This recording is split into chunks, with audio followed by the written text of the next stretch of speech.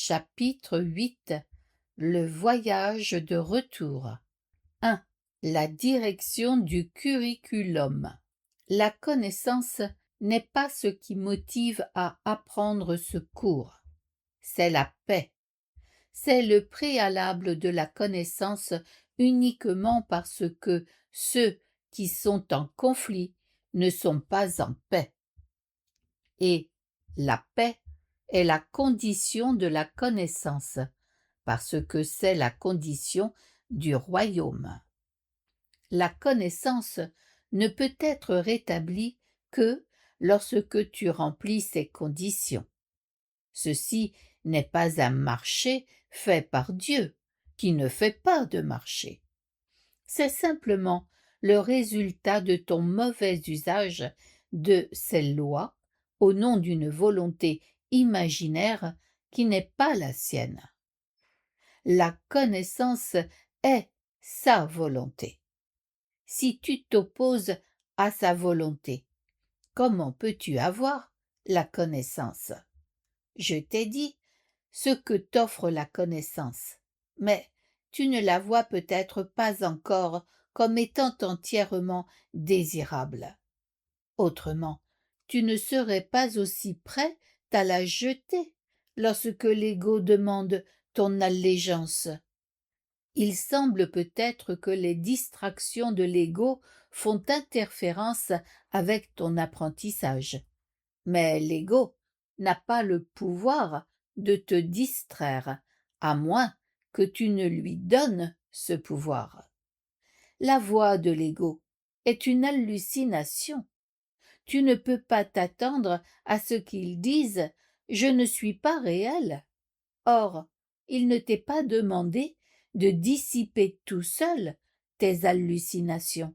Il t'est simplement demandé de les évaluer en fonction de leurs résultats pour toi.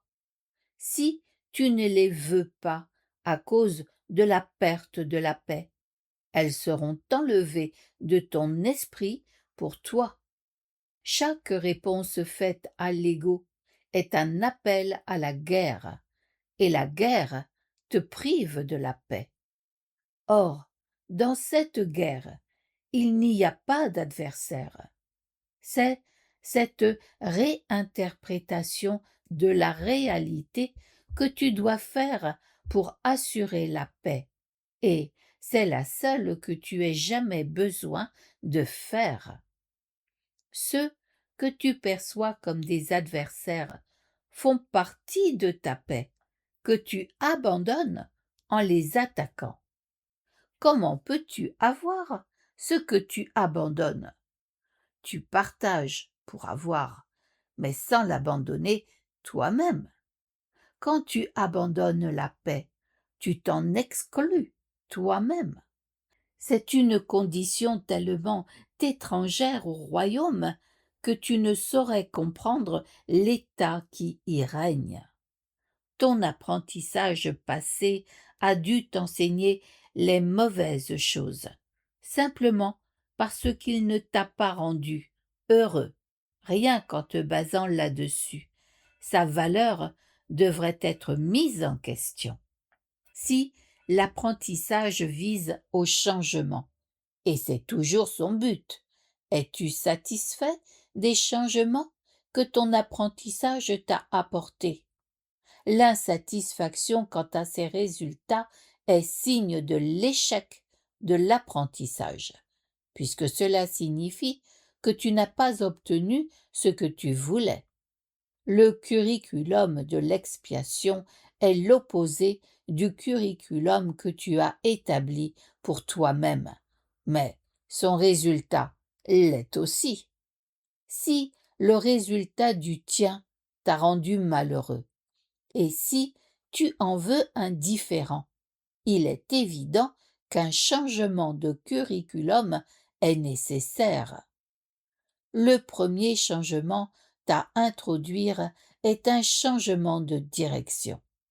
Un curriculum signifiant ne peut pas être incohérent s'il est planifié par deux enseignants, chacun croyant en ses idées diamétralement opposées.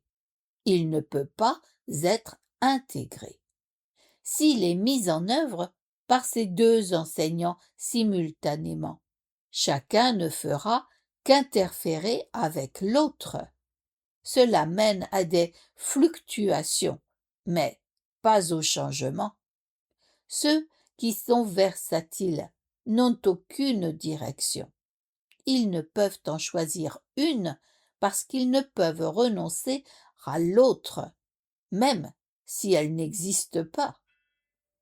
Leur curriculum conflictuel leur enseigne que toutes les directions existent, mais il ne leur donne aucune raison qui leur permette de choisir.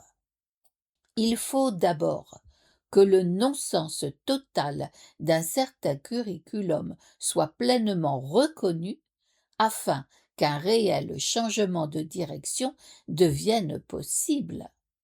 Tu ne peux pas apprendre simultanément de deux enseignants qui sont en désaccord total sur tout. Leur curriculum conjoint représente une tâche d'apprentissage impossible. Ils t'enseignent des choses entièrement différentes, de deux façons entièrement différentes, ce qui serait peut-être possible, sauf que les deux t'enseignent sur toi-même. Ta réalité est inaffectée par les deux, mais si tu écoutes les deux, ton esprit sera divisé sur ce qu'est ta réalité. Leçon 58. Les idées suivantes sont à réviser aujourd'hui. 36. Ma sainteté enveloppe tout ce que je vois. De ma sainteté vient la perception du monde réel. Ayant pardonné, je ne me vois plus moi-même comme coupable. Je peux accepter l'innocence qui est la vérité à mon sujet. Vue par des yeux qui comprennent, la sainteté du monde est tout ce que je vois, car je ne peux me représenter que les pensées que j'ai sur moi-même. 37. Ma sainteté bénit le monde. La perception de ma sainteté ne bénit pas que moi seul. Tous ceux et tout ce que je vois dans sa lumière partagent la joie qu'elle m'apporte. Il n'y a rien qui soit à part de cette joie, parce qu'il n'y a rien qui ne partage ma sainteté. Comme je reconnais ma sainteté, ainsi la sainteté du monde se met à briller pour que chacun la voie. 38. Il n'y a rien que ma sainteté ne puisse accomplir. Ma sainteté a un pouvoir illimité de guérir, parce qu'elle a un pouvoir illimité de sauver. De quoi dois-je être sauvé, sinon des illusions? Et que sont toutes les illusions, sinon des idées fausses à mon sujet? Ma sainteté les défait toutes en affirmant la vérité à mon sujet. En présence de ma sainteté, que je partage avec Dieu lui-même, toutes les idoles disparaissent. 39. Ma sainteté est mon salut, puisque ma sainteté me sauve de toute culpabilité. Reconnaître ma sainteté, c'est reconnaître mon salut. C'est aussi reconnaître le salut du monde. Une fois que j'ai accepté ma sainteté, rien ne peut me faire peur. Et parce que je n'ai pas peur, chacun doit partager ma compréhension, qui est le don de Dieu à moi-même et au monde. 40. Je suis béni en tant que fils de Dieu. En cela, je revendique tout ce qui est bon et rien que le bon. Je suis béni en tant que fils de Dieu. Toutes les bonnes choses m'appartiennent, parce que Dieu me les destinait. Je ne peux subir ni perte, ni privation, ni douleur à cause de qui je suis. Mon Père me soutient, me protège et me dirige en toutes choses. Sa sollicitude en moi est infinie et est avec moi à jamais. Je suis éternellement béni comme son Fils.